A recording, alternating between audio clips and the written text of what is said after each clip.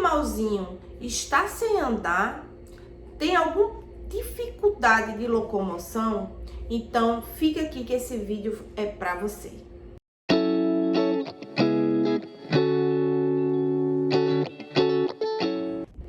Oi, meus amores, muito bom estar aqui com vocês de novo, trazendo conhecimento sobre a medicina tradicional chinesa e sobre a medicina veterinária integrativa. Isso é muito bom, trazer conhecimento, trazer ajuda àqueles que querem um olhar mais único para o seu pet, mais individualizado e mais natural, tá bom? Hoje a gente vai falar sobre um tema muito importante, muito comum na medicina veterinária, a síndrome Wei.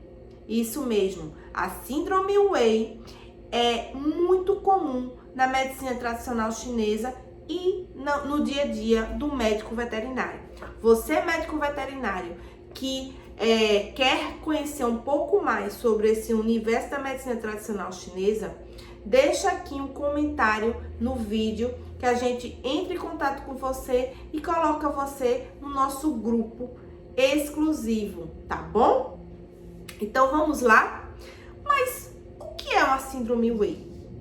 Bom, a síndrome Wei é uma condição neuromuscular. Tô aqui com minha colinha, tá? Pra gente não esquecer de passar nada para vocês.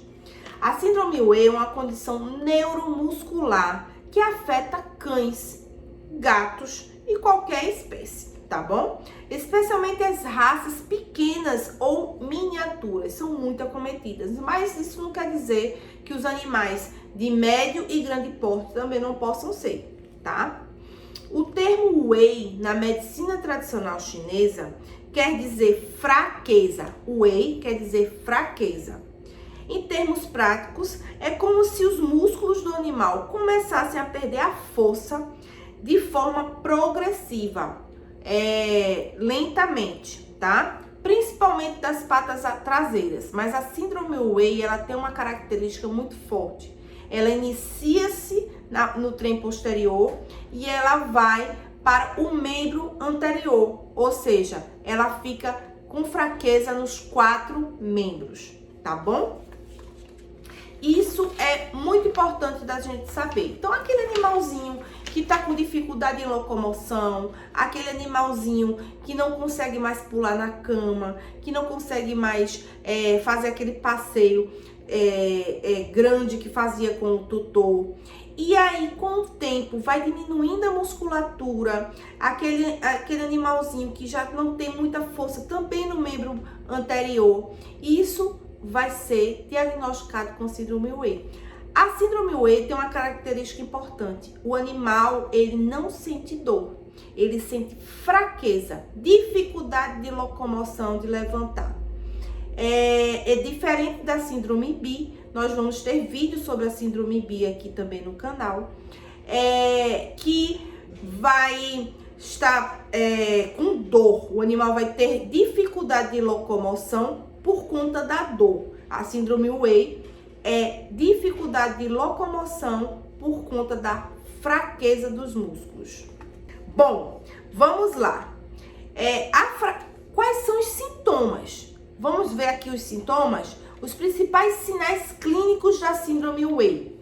Como eu já disse, fraqueza nas patas traseiras, dificuldade de locomoção, de andar, atrofia muscular, perda de musculatura, perda de coordenação, né? O animal fica com a ataxia, dificuldade de locomoção e de coordenação, cansaço excessivo e, em casos graves, o cão pode arrastar até as pernas e paralisar totalmente.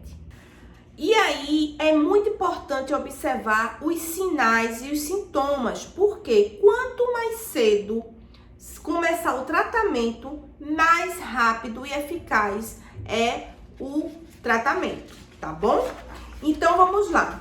Síndrome Wei pode ter várias causas, desde doenças neurológicas até lesões na medula espinhal, hérnia de disco, envelhecimento e até problemas nutricionais. Muita coisa pode dar síndrome Wei. O mais interessante é que dentro da medicina tradicional chinesa, não importa o porquê dessa síndrome Wei, a gente vai tratar da mesma forma a síndrome Wei. Ou seja, a gente vai tratar a causa, tá? Não importa se foi por um trauma, por uma hernia de disco, uma doença neurológica, a gente vai tratar a fundo, a gente vai tratar a síndrome Wei, tá?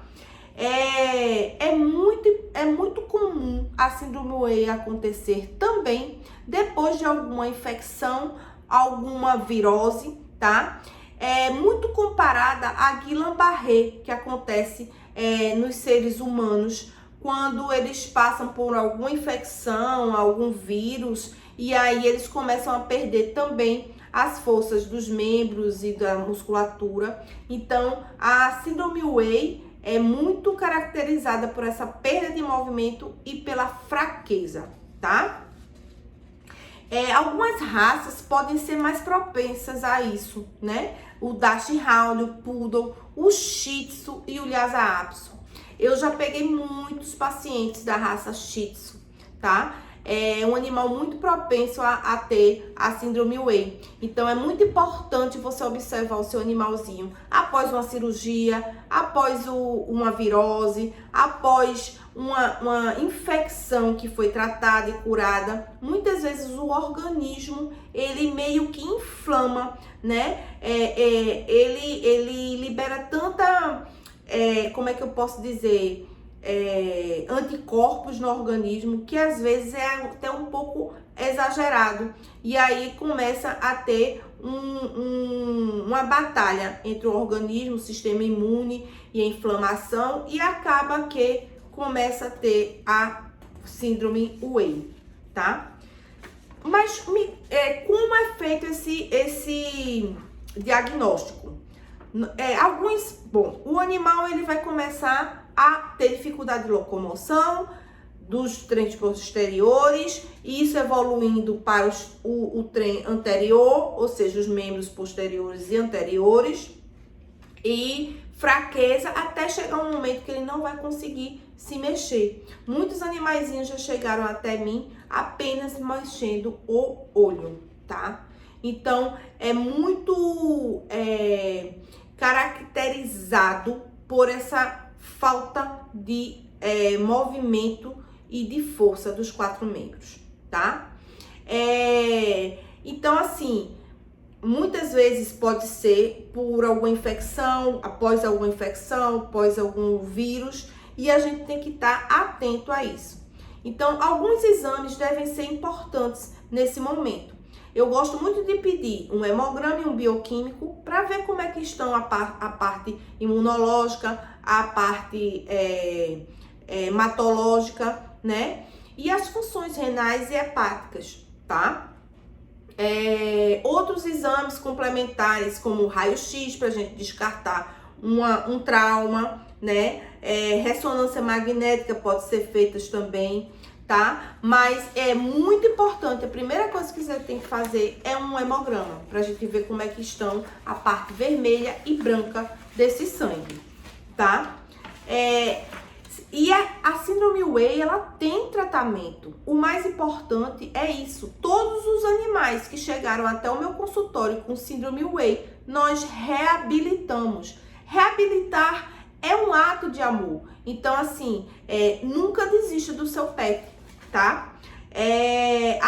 A síndrome Wei, ela